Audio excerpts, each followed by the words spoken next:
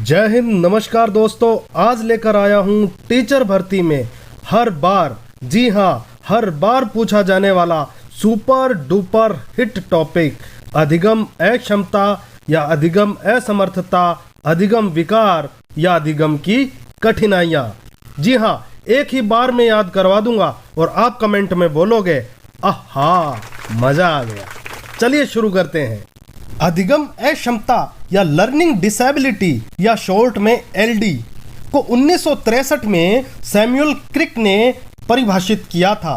क्रिक से क्रैक मत याद रख लेना, ये खुद क्रैक नहीं थे, इन्होंने तो बस एलडी की परिभाषा दी थी। और क्या कहा था कि वाक, भाषा, पठन, लेखन, अंकगणितीय प्रक्रियाओं में किसी एक या अधिक प्रक्रियाओं में विकृति या रुकावट आ जाने से अधिगम अक्षमता हो जाती है। और सबसे इंपॉर्टेंट बात कि जो बालक अधिगम अक्षम होते हैं वे सातों प्रकार की दिव्यांगता में शामिल नहीं होते।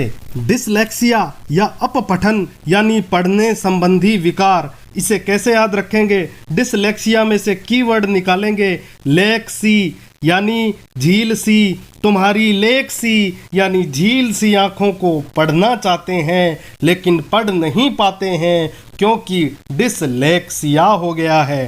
तो देखिए, जिन बच्चों को यह समस्या होती है वे दाएं बाएं का अंतर नहीं कर पाते, वर्णमाला सीखने में समस्या होती है, सौ को वॉज, बट को पुट, आग को आम, 69 को क्षण में और मान को नाम पढ़ देते हैं और वाक्य में आए शब्दों को भी आगे पीछे करके पढ़ते हैं। यह मानसिक विकार नहीं है, इनमें शब्दों का संप्रत्यय यानी कंसेप्ट नहीं बन पाता, क्योंकि अल्बर्ट आइंस्टीन, ग्राहम बेल जैसे बड़े बड़े वैज्ञानिकों को भी डिसलेक्सिया था, तो इसका आईक्यू से कोई लेना देना नहीं है। आप तारे जमीन पर मूवी जरूर देखना जो डिसलेक्सिया पर आधारित है। और देखिए, इसके उपचार के लिए शब्दों को नीचे अंगुली रखकर पढ़ाने का अभ्यास कराना चाहिए और अधिक से अधिक दृश्य श्रव्य सामग्री यानी ऑडियो विजुअल्स का प्रयोग करना चाहिए। डिसग्राफिया या एग्राफिया या अपलेखन, ये लिखने संबंधी समस्या है। डिसग्राफिया को कैसे याद करेंगे? इसमें से कीवर्ड निकालेंगे ग्राफ, ग्राफ से पैराग्राफ, और पैराग्राफ को हमेशा लिखते हैं तो पैराग्राफ से लिखना याद रह जाएगा, यानी ये लिखने संबंधी विकार है। देखिए, इस अक्षमता में बालक अक्षरों, शब्दों को किसी को बड़ा और किसी को छोटा लिखता है, किसी को लाइन के ऊपर लिखता है, किसी को नीचे लिखता है और शब्दों अक्षरों के बीच में अनियमित स्थान छोड़ देता है।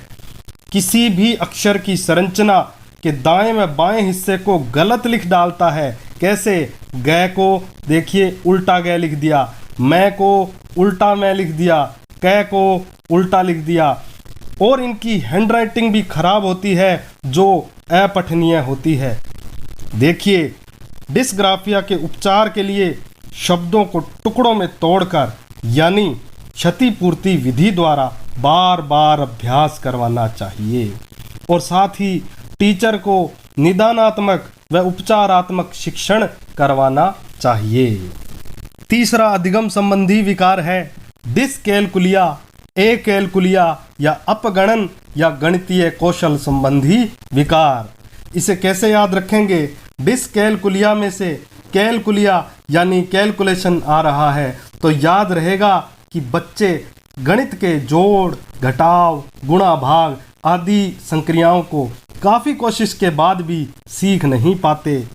तो इन्हें संख्या पहचानने, बड़े छोटे, परिधि, क्षेत्रफल, समय, दूरी, रुपयों के लेन देन आदि गणितीय कार्यों में बहुत कठिनाई होती है। इसके उपचार के लिए गणित को खेल विधि और प्रश्नोत्तर विधि द्वारा सिखाना चाहिए और फ्लैश कार्ड, कंप्यूटर गेम आदि का उपयोग करना चाहिए। गणितीय चिन्हों के बार बार बहुइंद्रिय अभ्यास और अलग अलग रंगों का उपयोग करके इन चिन्हों को सिखाना चाहिए और बच्चे को वास्तविक जीवन के उदाहरणों से सिखाना चाहिए। चौथा अधिगम विकार है डिस्फेजिया, एफेजिया या वाक क्षमता संबंधी विकार। कैसे याद करेंगे? फेजिया से फौजी, और फौजी को देखते ही बोलने का मन करता है जय हिंद। तो फौजिया से बोलना यानी जय हिंद बोलना यानी बोलने संबंधी विकार याद रह जाएगा। यह जन्मजात न होकर किसी चोट से ब्रेन डैमेज होने के कारण मानसिक विकृति हो जाती है। इस दशा के कारण बालक अपने विचार अभिव्यक्त नहीं कर पाता, यानी कि वाक क्षमता संबंधी विकार हो जाता है। पांचवा अधिगम विकार है डिस्प्रेक्सिया यानी चित्रांकन संबंधी विकार। डिस्प्रेक्सिया से याद रखेंगे प्रेक्सिया, और प्रेक्सिया यानी पिक्चर यानी चित्र। लेकिन ये केवल चित्र से ही नहीं, शारीरिक गतिविधि विकास संबंधी विकार है, जिसमें बच्चे अपने अंगों में समन्वय नहीं कर पाते और हाथ व आंखों का तालमेल नहीं बिठा पाते, जिससे बटन लगाने, पेंसिल पकड़ने, कैंची चलाने, साफ बोल पाने, जूते के तस्मे बांधने आदि में बहुत कठिनाई महसूस करते हैं। नेक्स्ट अधिगम विकार है अवधान अभाव अति सक्रियशीलता समस्या या ADHD, attention deficit hyper activity disorder. देखिए, इस ADHD में तंत्रिका दोष के कारण बच्चों का अपने इमोशंस यानी संवेगों पर नियंत्रण नहीं हो पाता। इस कारण ये बच्चे अनुशासनहीन और अति सक्रिय हो जाते हैं। तो दोस्तों, इस तरह से हमने लर्निंग से रिलेटेड मुख्य कठिनाइयाँ या दोष पढ़ लिए हैं। अब हम कुछ अन्य मनोविकार देखेंगे, लेकिन उससे पहले आप हमारे चैनल पर नए हैं तो कृपया सब्सक्राइब जरूर कर लीजिए। पहला है स्वलीनता या ऑटिज्म।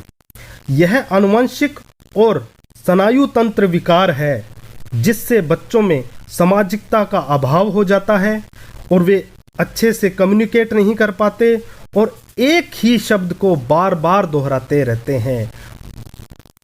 दूसरा है डिस्मोर्फिया। देखिए, मोर्फियो का मतलब है शरीर संबंधी। इसमें शरीर की आकृति के प्रति भ्रम उत्पन्न हो जाता है। तो बच्चा या तो स्वयं को बहुत ज़्यादा सुंदर, लंबा, ताकतवर या फिर खुद को बदसूरत, नाटा या कमजोर समझने लगता है। तो यह शरीर की आकृति से रिलेटेड एक विकार है। तीसरा है काल पूर्व जरा या प्रोजेरिया। यह भी एक आनुवंशिक विकार है, जिसमें बच्चे तेजी से बूढ़े दिखने लगते हैं।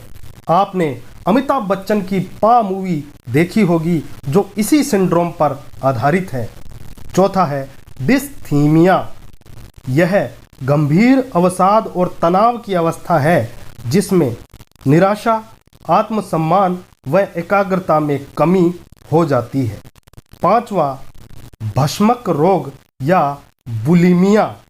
इसमें व्यक्ति अनियंत्रित रूप से भोजन करता है, ठूंसता जाता है और इसे भी एक मनोविकार माना गया है। नेक्स्ट मनोविकार है हिस्टीरिया। देखिए, किसी दुखद घटना या तनाव के कारण दौरे पड़ना और पक्षाघात हो जाना हिस्टीरिया है।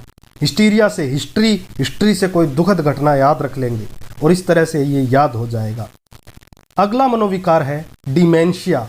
देखिए, मेंशिया से में से मनोभ्रंश या मेमोरी का कमजोर हो जाना, यानी इस मनोविकार में स्मृति या याददाश्त कमजोर हो जाती है। अंतिम मनोविकार है एनोरेक्सिया नर्वोसा या कम खाना खाने का विकार। इसमें व्यक्ति अपने वजन को लेकर चिंतित रहता है और स्वयं को भूखा रखकर स्लिम ट्रिम बनने का प्रयास करता रहता है। देखिए, अधिक खाने का तो था बुलिमिया, जिसमें अनियंत्रित भोजन करता है, और कम भोजन का है एनोरेक्सिया, बुलिमिया, एनोरेक्सिया। तो दोस्तों, आज का यह वीडियो आपको कैसा लगा कमेंट करके ज़रूर बताएं।